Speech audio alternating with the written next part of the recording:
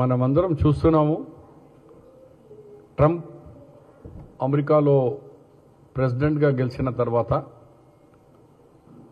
మోదీ గారు మరి మోదీకి సంబంధించిన మీడియా అందరు కూడా ఇక ట్రంప్ గారు వచ్చినారు, భారతదేశానికి అన్ని విధంగా విద్యార్థులకు చాలా లాభాలు అవుతుందని అనుకున్నారు.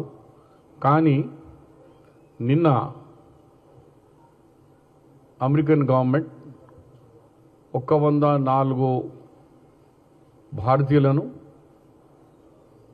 ఇల్లీగల్ ఇమ్మిగ్రెంట్గా ఘోషించి వాళ్ళను డిపోర్ట్గా చేసినారు. ఈ సంగతి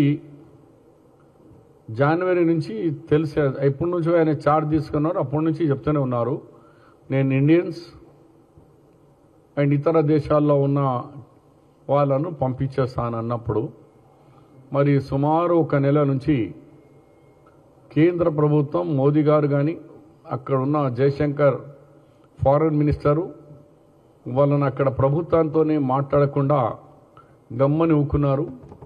నిన్న మన 104 భారతీయులను కాళ్ళకు బేడి చేతులకు బేడి వేసి అక్కడ అమెరికాలో గూడ్స్ ఫ్లైట్లో లేకుంటే దగ్గర ఉన్న మిలిటరీ వాళ్ళను తీసుకోపోయే ఫ్లైట్లో 104 మందిని అమెరికా నుంచి ఇక్కడ వరకు సుమారు 20 గంటల జర్నీ,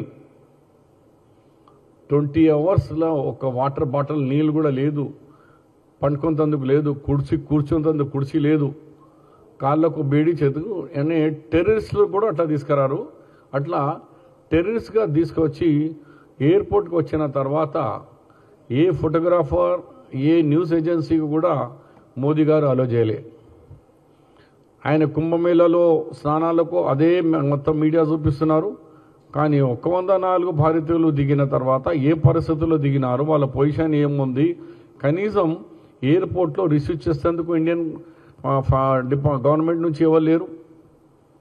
మళ్ళీ వాళ్ళను ఇంత ఘోరంగా తీసుకొస్తే ఇంకోవైపు మోదీ గారు వాళ్ళ కావాల్సిన వాళ్ళంతా బీజేపీ వాళ్ళు ప్రపంచమంతా డబ్బా కొడతారు.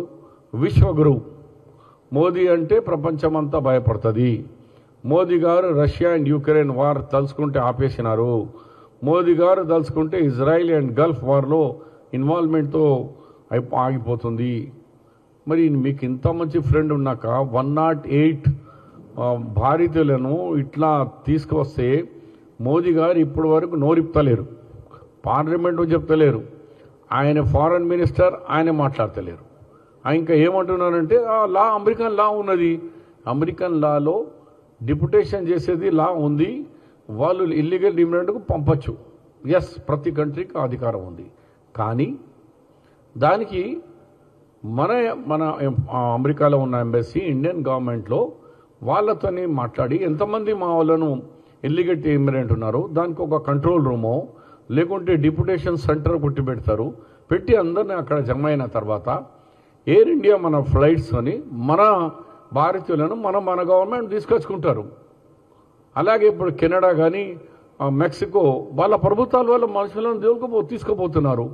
ఇక్కడ ఏమో అమెరికా సూపర్ బాస్ మోదీ గారికి బాస్ ట్రంప్ కాబట్టి ఇక్కడ ఇంత అన్యాయంగా తీసుకొచ్చినాక గవర్నమెంట్ ఆఫ్ ఇండియా రియాక్షన్ వస్తలేదు.